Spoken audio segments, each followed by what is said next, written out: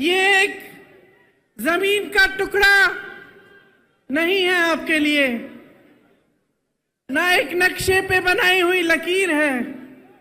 ये आपके लिए वो धरती है जिसे आप मां समान मानते हैं, जिसके लिए आपके दिल में वो श्रद्धा है, वो प्रेम है और वो निष्ठा है जो एक बेटे या एक बेटी की अपने मां के प्रति होती है।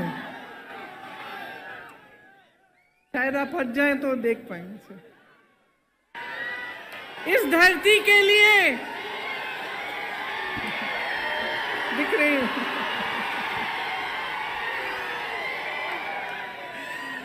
इस धरती के लिए सैकड़ों लोगों ने कुर्बानी दी। वीर श्रीकांताचार्य और सैकड़ों अमर वीरों ने तेलंगाना के लिए एक सपना देखा था और उस सपने के लिए उन्होंने अपना जीवन दिया। मित्रुलारा कोशिश करूंगी। तेलंगाना विद्यार्थी अमरवीरल्लू ए आकांक्षाल कोसम आत्म बलिदानल्लू చేసుకున్నారు। ठीक बोला? उनकी क्या इच्छा थी, उनकी क्या आशा थी? उनकी इच्छा थी, उनकी लड़ाई थी कि यहाँ के युवाओं के लिए रोजगार बने, कि आने वाली पीढ़ियों को अपना पूरा हक मिले, उनके साथ ज्यादती न हो।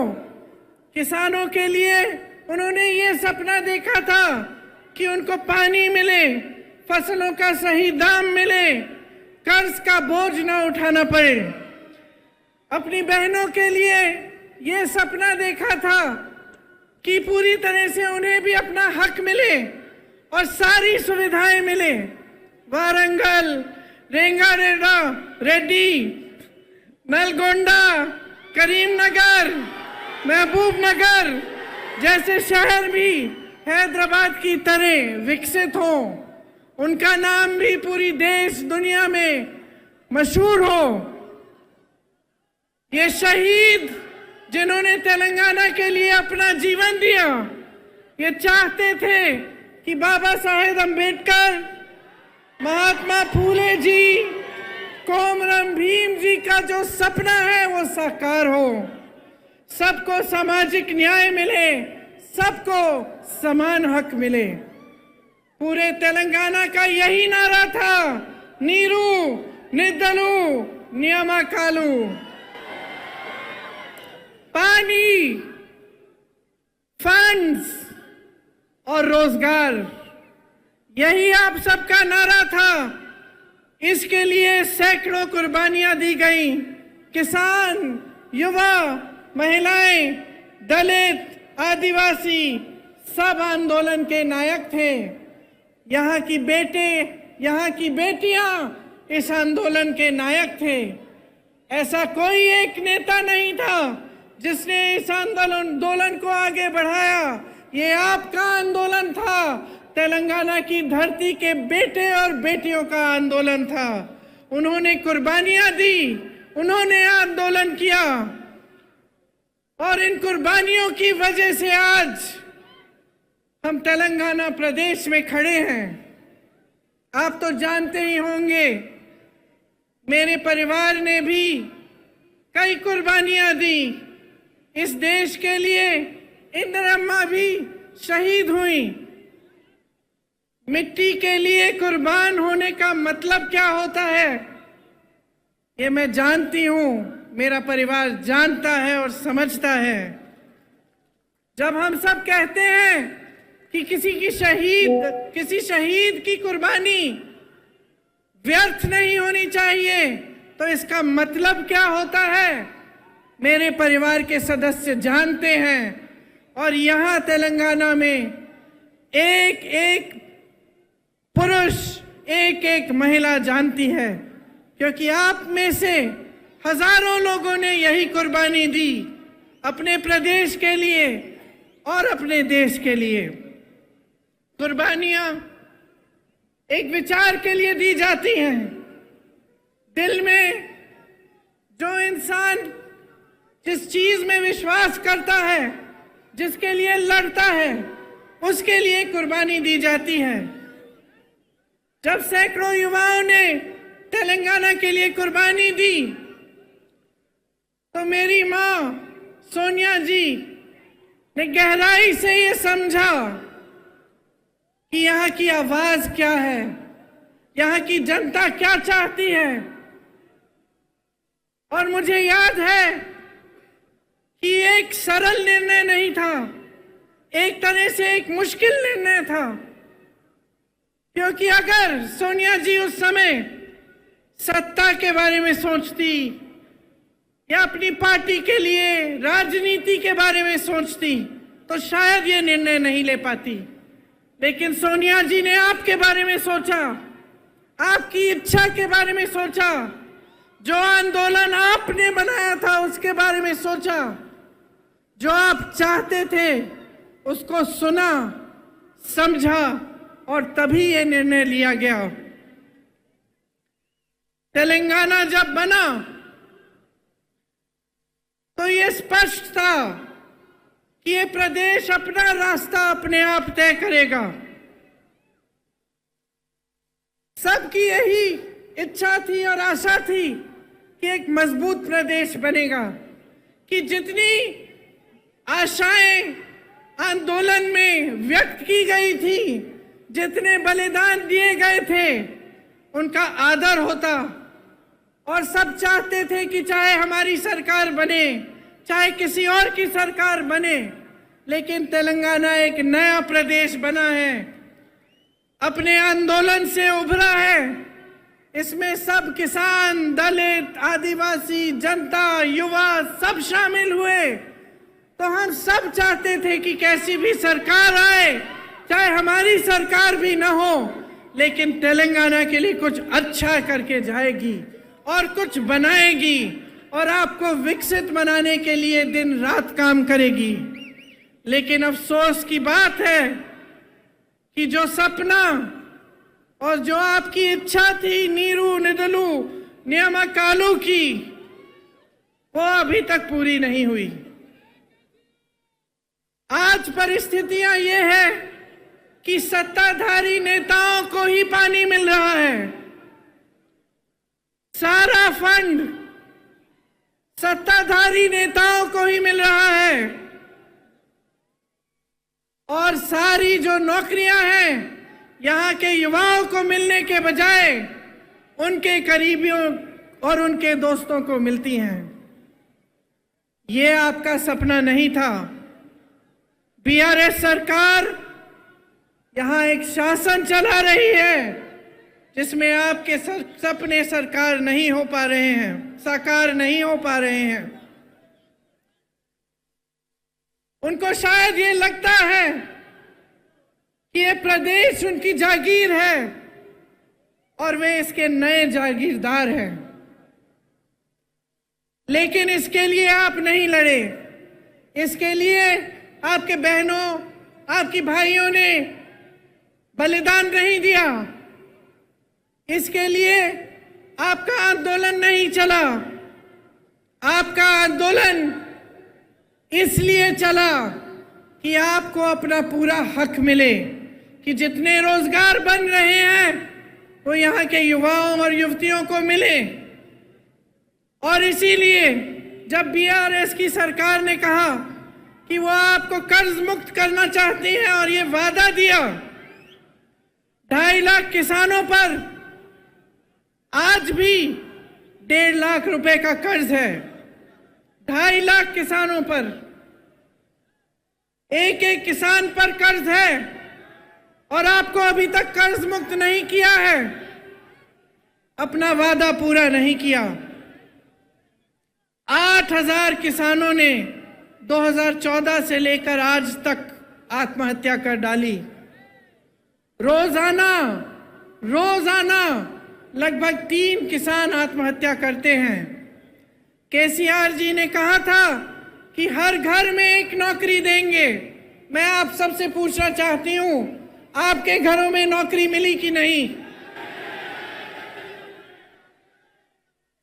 नहीं मिली नहीं।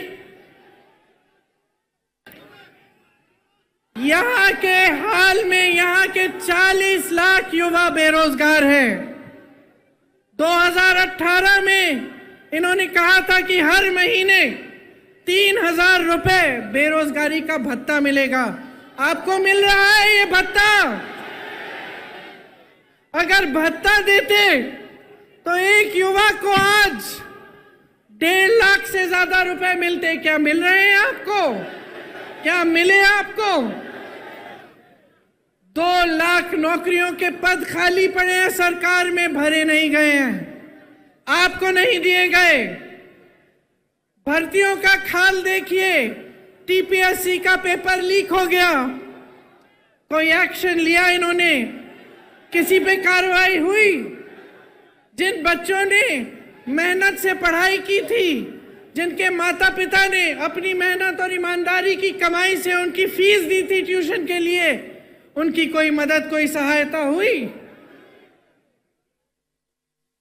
तो पिछले 9 सालों में 12 स्टेट यूनिवर्सिटीज में एक भी भर्ती नहीं हुई है। सोचिए आप, उस्मानिया जैसी तमाम यूनिवर्सिटीज टीचर्स और फंड की कमी से जुड़ रही हैं। एक भी सरकारी यूनिवर्सिटी नहीं बनाई गई।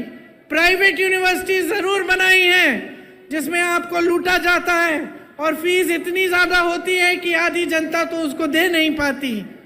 एससी, एसटी, ओबीसी, माइनॉरिटीज के लिए 15 लाख विद्यार्थियों के 4,000 करोड़ दबाकर बैठी है सरकार और कुछ नहीं किया है। भर्तियां नहीं हो रही हैं अध्यापकों की, कोई नौकरियां नहीं मिल रही हैं युवाओं की।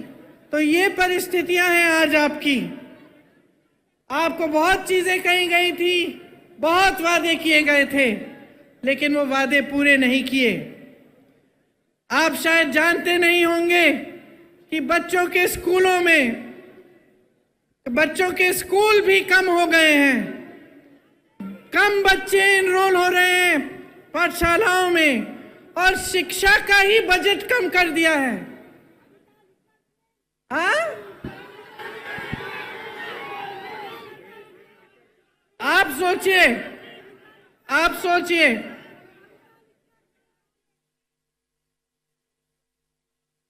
एक एक व्यक्ति पर कहीं ना कहीं से कर्ज है। हर व्यक्ति के ऊपर हजारों रुपए का किसी न किसी तरह से कर्ज है। आपका पैसा सारा कहां गया? आपकी संपत्ति कहां गई? जो बड़े बड़े सपने आपको दिखाए थे, जो आपकी आशाएं थी, जिसके लिए आपने आंदोलन किया, अपना एक नया प्रदेश बनाया, उन आशाओं का क्या हुआ? आपको एक ऐसी सरकार मिली जिसने आपके सपने तोड़े। तो अब आपको तय करना पड़ेगा बहनों और भाइयों। कुछ महीनों में यहां पे भी चुनाव आएगा। मैं हर रोज पिछले 2 हफ्तों से कर्नाटका में प्रचार के लिए जा रही हूं। आज आखिरी दिन है। वहां खूब भाषण देके आई हूं और क्या कहती हूं मैं वहां, आप भी सुन लीजिए कि देखिए, ये प्रदेश, ये देश आपका है और खास तौर से तेलंगाना, जहां पे आपने, युवाओं ने बलिदान दिया इस प्रदेश को बनाने के लिए, ये आपका है। इसकी सुरक्षा, इसको संभालना, इसके भविष्य को मजबूत बनाना आपका भी कर्तव्य है। सबसे बड़ी जिम्मेदारी आपकी है। जब आप एक सरकार को चुनते हैं तो अगर आप जागरूक नहीं बनते, अगर आप ये नहीं देखते कि सरकार ने हमारे लिए क्या किया, कैसी स्कीम्स बनाई, हमारी आज परिस्थितियां कैसी हैं, पहले से सुधरी हैं कि पहले से ज्यादा मुश्किल परिस्थितियों में हैं हम, और उस जागरूकता के साथ आप नई सरकार नहीं चुनेंगे, तब नुकसान किसी नेता का नहीं होगा बहनों और भाइयों, नुकसान आपका होगा। नुकसान मेरी बहनों आपका होगा, आपके बच्चों के भविष्य का होगा। तो ये चीजें बहुत गहराई से आपको समझनी चाहिए। आपने अपना पूरा आंदोलन देखा, आज आप यहाँ पे जब मुझे कहते हैं कि मैं इंदिरा अम्मा जैसी एक नई इंदिरा अम्मा हूं, ये हल्की बात नहीं है बहनों और भाइयों, ये हल्की बात नहीं है।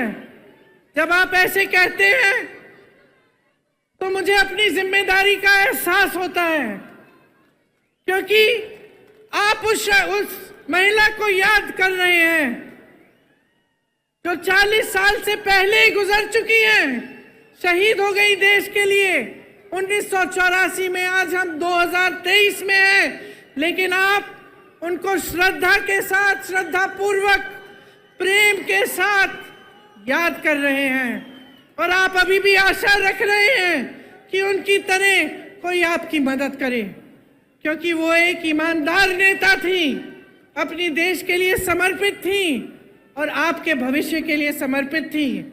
तो जब आप ऐसा कहते हैं तो मेरे मन में एक बहुत बड़ी जिम्मेदारी का एहसास होता है कि आपके सामने खड़े होकर मैं ना झूठे वादे कर सकती हूँ, ना झूठी बातें बता सकती हूँ, और आपके सामने जब मैं खड़ी होती हूँ तो ईमानदारी से मैं सच बोलना चाहती हूँ, और मैं यही कहना चाहती हूँ जिसमें आपकी भलाई है। इसीलिए आपने सोनिया अम्मा का नाम भी लिया, और आपको मालूम है कि आपके प्रदेश को बनाने में उनकी भूमिका बहुत रही। मैं उनकी बेटी हूँ, यहाँ अगर आपके सामने खड़ी हूँ तो मैं समझती हूँ कि ये निर्णय उन्होंने पूरी जिम्मेदारी से लिया और वे भी आपके लिए आजीवन समर्पित रही। तो अब आपकी भलाई की बात क्या है? आपकी भलाई की बात यह है कि आप एकदम जागरूक बने। आजकल जैसे राजनीति यहाँ चल रही है पूरे देश में कि काम कोई नहीं कर रहा है, दूसरों के काम पर अपना नाम डाला जा रहा है। चुनाव के समय आपकी बातों को करने के बजाय दुनिया भर की बातें चल रही हैं। धर्म के नाम पर, जाति के नाम पर आपको गुमराह किया जाता है, आपके जज्बातों को उभारा जाता है ताकि आपका वोट मिल जाए, सत्ता मिल जाए, और उसके बाद कोई काम करने की जरूरत नहीं है, क्योंकि 5 साल बाद फिर से आपके जज्बातों पर वोट मांगेंगे, अपने काम पर वोट नहीं मांगेंगे, विकास पर वोट नहीं मांगेंगे। ये जो bye bye Modi, bye bye KCR आपने लिखा है, अगर आप सचमुच बाय बाय चाहते हैं तो अपनी जिम्मेदारी को समझिए।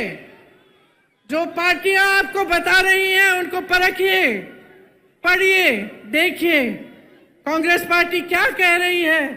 आज ये हैदराबाद का यूथ डिक्लेरेशन किया गया, ये आपका सम्मान है कि हम आज ये डिक्लेरेशन कर रहे हैं, और हम सब नेता यहाँ बैठे हुए, सब जो यहाँ मौजूद हैं, इस डिक्लेरेशन के लिए आपके प्रति जवाबदेह बनेंगे।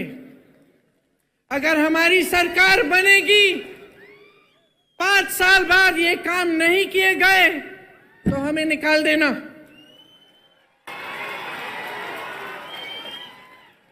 क्योंकि आज अगर हम सब ये इस मंच में बैठे हैं तो आपने बिठाया है, और इसका एहसास हम सबके दिलों में होना चाहिए। इस यूथ डिक्लेरेशन में ये कहा हमने कि आंदोलन में शहीदों के परिवारों के लिए एक सदस्य को जरूर सरकारी नौकरी मिलेगी। हम ये भी कह रहे हैं कि शहीदों के माता पिता या उनकी पत्नियां को 25,000 रुपए की मासिक पेंशन दी जाएगी। 2 लाख सरकारी पद जो आज खाली पड़े हैं, इनको 1 साल के अंदर हम भरना चाहते हैं, और इसका पूरा प्रयास करेंगे। जो SC, ST, OBC का बैकलॉग है भर्तियों में, इसको हम पूरा करेंगे। भर्ती के लिए हर साल एक जॉब कैलेंडर बनाया जाएगा। इसमें आपको पता चलेगा कि भर्ती के इम्तिहान कब हैं और इनके रिजल्ट कब आएंगे, ताकि स्कैम्स और घोटाले कम हों। बेरोजगार युवाओं के लिए हर महीने 4,000 रुपए बेरोजगारी भत्ता हम कह रहे हैं देंगे। और ये उस तरह का भत्ता नहीं होगा जो आज तक आपने देखा नहीं है, जो केसीआर जी ने आपको वादा करके बताया था। हम ये निर्णय ले रहे हैं कि आपको मिलेगा, और ये हम पूरा प्रयास करेंगे कि जल्दी से जल्दी अगर सरकार बने तो ये काम शुरू होगा। प्रदेश के 7 जोन्स में एम्प्लॉयमेंट एक्सचेंज बनाना चाहते हैं हम, और हर जिले में, जैसे रेवंत जी ने भी आपको बताया, स्किल डेवलपमेंट सेंटर बनाया जाएगा। तेलंगाना में सरकारी सहायता पाने वाली प्राइवेट कंपनीज की भर्तियों में तेलंगाना के युवाओं को 75% आरक्षण मिलेगा। स्पेशल गल्फ सेल बनेगा, जिसमें जो गल्फ के देशों में रोजगार के रास्ते बनते हैं उनकी सुविधा आपके लिए बनाई जाएगी। शिक्षा को बढ़ावा दिया जाएगा। इन्होंने शिक्षा की बजट कम की है। आप सोचिए कि किस तरह का भविष्य बनाना चाहते हैं आपके लिए, अगर स्कूल ही नहीं खुलवा रहे हैं, अगर शिक्षा की बजट कम हो रही है। SC, ST, OBC, माइनॉरिटीज और EWS के जरूरतमंद बच्चों के लिए फीस का रीइंबर्समेंट किया जाएगा। जो 4,000 करोड़ सरकार के ड्यूज हैं वो क्लियर किए जाएंगे। खम्बम, मेडक में नई इंटीग्रेटेड यूनिवर्सिटीज बनाई जाएंगी। शिक्षा प्राप्त कर रही 18 साल से ऊपर की लड़कियों को इलेक्ट्रिक स्कूटर मिलेगा। हाँ, ये मुझे भी पसंद है, ये वाला। 4 नई IIIT बनाना चाहते हैं हम। वर्ल्ड क्लास की स्पोर्ट्स यूनिवर्सिटी, ये सब काम हम करना चाहते हैं। और इसके अलावा बहुत सारी चीजें इस यूथ के जो आपने ये जो डिसीजंस लिए हैं उसमें लिखे गए हैं। आप सबको पढ़ना चाहिए और सबको अच्छी तरह से समझना चाहिए। तो अंत में मैं सिर्फ इतना कहना चाहती हूं कि अगर आज आपको अपने भविष्य को बचाना है, अपने प्रदेश को आगे बढ़ाना है, अपने देश को गलत तरह की राजनीति से बचाना है और एक ऐसी राजनीति स्थापित करनी है जिसके लिए जनता सर्वोपरि है, तो आपको जागरूक बनना एकदम सबसे ज्यादा महत्वपूर्ण चीज यही है। आपको जागरूक बनना पड़ेगा। मैं यही मांगने आई हूं आपसे, बार बार आपसे मिलती रहूंगी, बातें करती रहूंगी, और मेरी इच्छा यही है कि जो सपने शहीदों ने, आपकी बहनों, आपके भाइयों ने आपके प्रदेश के लिए देखे, जिन सपनों को साकार करने के लिए सोनिया अम्मा ने और कांग्रेस पार्टी ने ये निर्णय लिया था, और जिस प्रदेश के लिए इंदिरा अम्मा ने दिन रात काम किया था, वो एक विकसित मजबूत प्रदेश बने जो पूरी दुनिया में मशहूर रहे। यही मेरी इच्छा और आशा है।